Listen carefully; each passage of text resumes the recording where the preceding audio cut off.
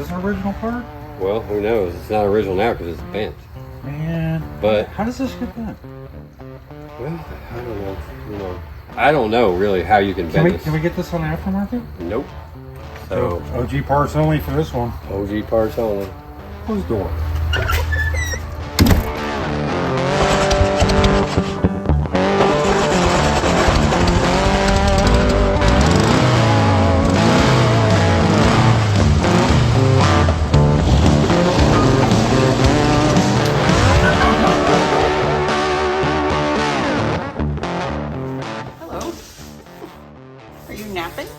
Yeah.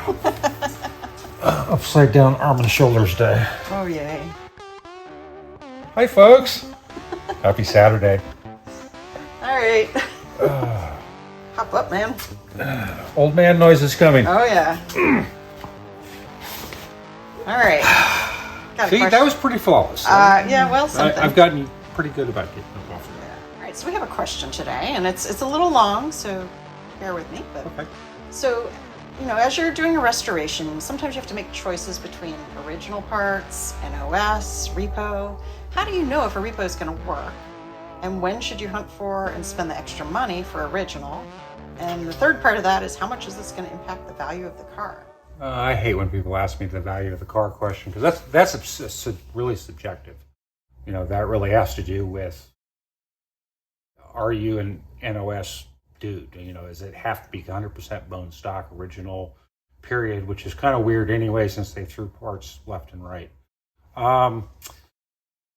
If it's a cheap part, if it's inexpensive compared to an original part, it's probably not worth the quality. If you're looking for aftermarket parts, I would actually suggest going with small manufacturers that do limited runs, high quality, and they generally have pretty good reviews, and you'll know if it's junk. There's a few companies out there that I wouldn't touch with a 10-foot pole. So that's... And then how do you know it's going to work? So you is don't. that part of that? Or you don't. And that has to do with like trusting the manufacturer. So it's like you hear about Chinese stuff is not good. That's not true. They actually can manufacture really, really well. It depends on the NQC final product specs. You know, they can have so much of a failure rate. Some companies will take a cheaper price, put a cheaper product on the market with a higher failure rate, then something's going to be more expensive that could be work just that much better, but it's more expensive. Okay. You know, it's the race to the bottom. Do you want quality parts or do you want cheap parts? That's what it's going to come down to. Right. Okay. So when do you know? More old man noises. When do you actually make the decision, like it's worth it to hunt and then spend the extra for? I usually will make that decision when I'm pre-planning and figuring out what my project is. Okay. So, and then how about if does the client make that decision? No. Do you make that decision? We make that decision. Okay. And so how do you make the decision? It does impact their price.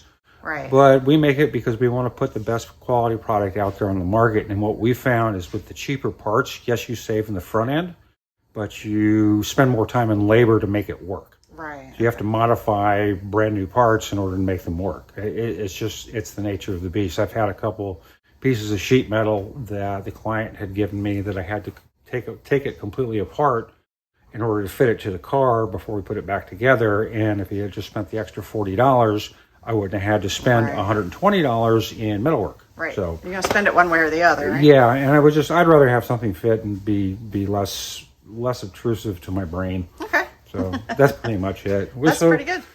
Got Ferguson done. I'm doing the polish now. So as you guys remember, we had a really nice dent that I got out. So we'll have an upcoming video of me actually shooting the blend in on this. And then the clear. And then I think I'm going to be doing a sanding video about just polishing this quarter up. Okay. Just to show you guys the steps. All right. So if you guys get smacked in a parking lot, take it down to a collision shop. If you want a quick fix, if you want a quality fix, do it yourself and go back to bare bones, bring everything up. So I'm just telling you, this is a metal car, so there's very, very little filler in this car, and that's why I've got, you know, as many hours in a repair just for a fender versus a body shop. Yeah, so definitely. I'm not slapping mud in it and calling it good. I refuse to do that. I spent hours with a hammer going tap, tap, tap, tap, tap, tap, tap, tap. Yep.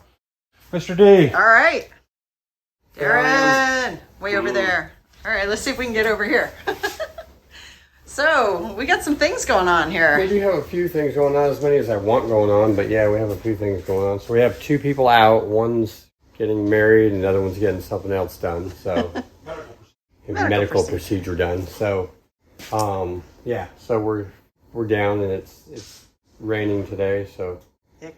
One of those days. But we got Mr. Hatcher's body done here now. As you see it, you might be like, wow, there's big dents in it still. So what he's doing is in stages. So we got all the rough metal done, so all his metal was replaced. Okay. And then got it into sealer and a primer. And then he's gonna bring it back when he gets ready to do the next stage, which will be a bunch of body work. Sure. Okay. So that's why it looks like it does. We got it so it isn't gonna rust. Right. And he had all his heavy metal stuff. Okay, we had put new supports, channels, luggage tray, inner fenders, stuff like that. Sure. Some places. So we got all that done anyway. So that's why it still looks rough. But anyway, that one he's bringing the chassis, and we're going to mate it to the chassis, make sure the doors open and close, and then it's going to go home and then come back at another date. Okay. So that's that one.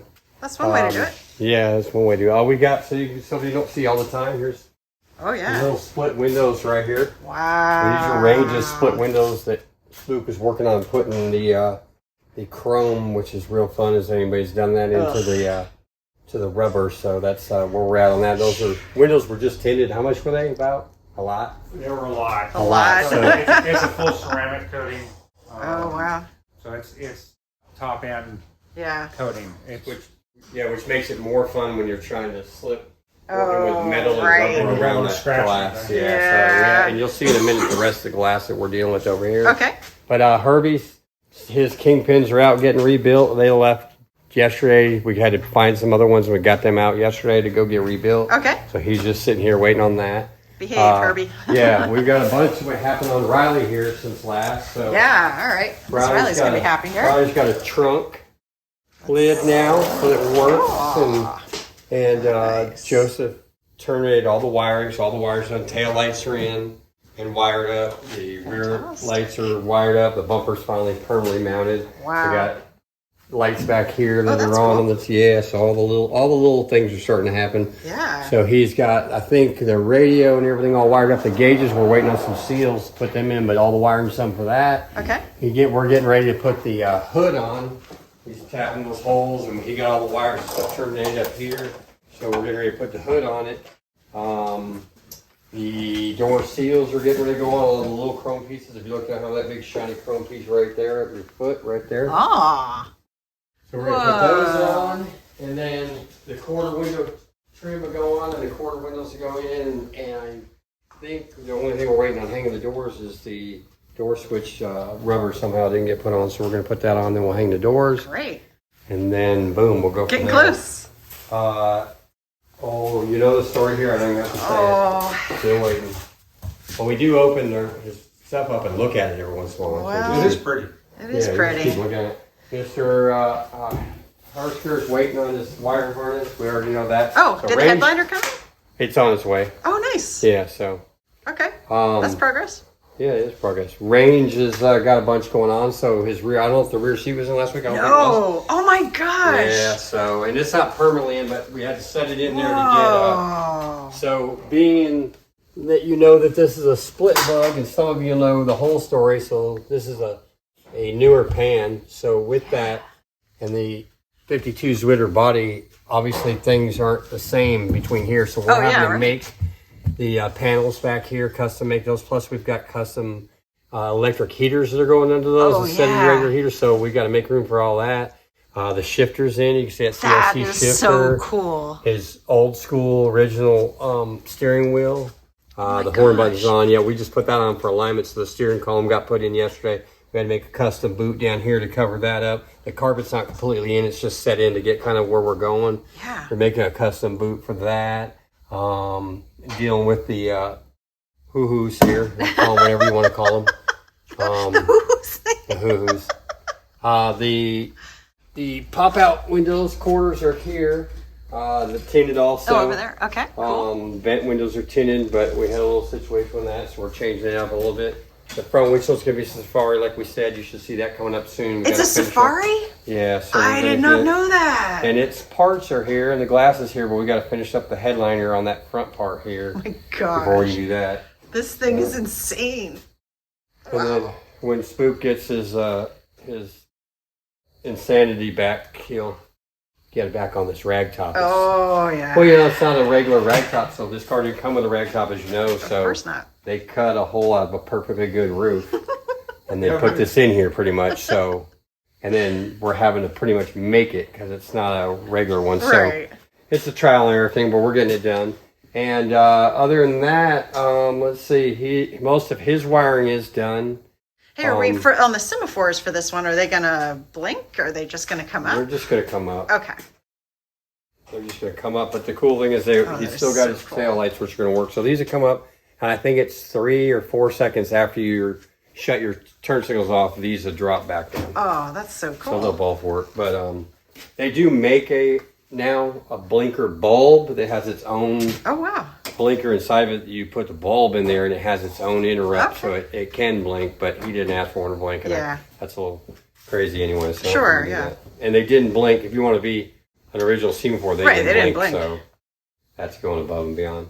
Let's see. So So yeah, he's come along. We're really getting down to the nitty gritty kind of here on range. We got his seats. The front seats are sitting right there. Yeah. The mounts are already done. We've got them out so we can put the carpet in, but they're ready to go back in. So as soon as we get all this carpet and this stuff done, his seats will be going in. The seats will be done.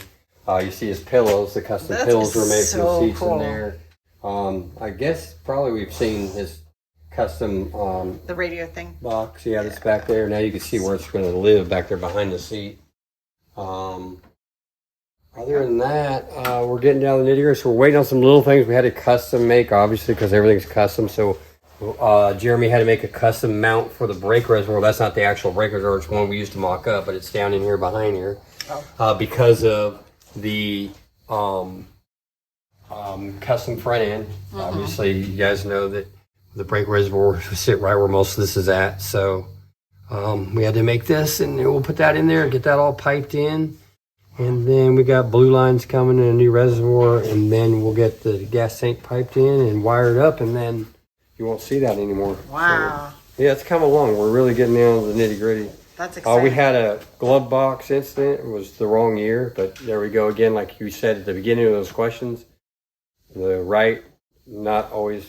Just take this car, for example. So this car could have had any variation of parts. They just grabbed off the shelf. It's a split oval Zwitter. So I mean, even they just reached up and grabbed a glove. We got one of these. Dash. It could have been a split oval dash or an oval dash. It just depends. So then what do you say? And that's that lead on to that question too. Is if you go with some old Chevys, you know, the part is a part. But on these, they just grab something. There's so many years that they use different parts on from other years. Who knows what it really is? So.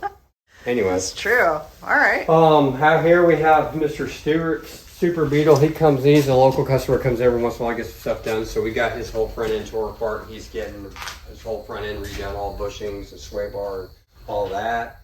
Miss Lauren's notch is sitting over there. It's kind of in a limbo again mode. Yeah. We have a whole fleet of buses outside. Yeah, we need to show that. It keeps growing.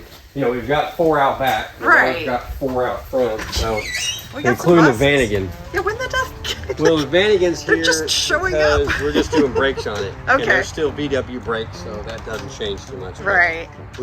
The motor's different, obviously. Yeah. You can tell, but it's an 84 Vanagon, so it's water cooled. Oh my goodness. Our name is Airkooled, but we still it's brakes. Yeah, it's brakes. All right, we can do that. We're not messing with the motor. We can do brakes.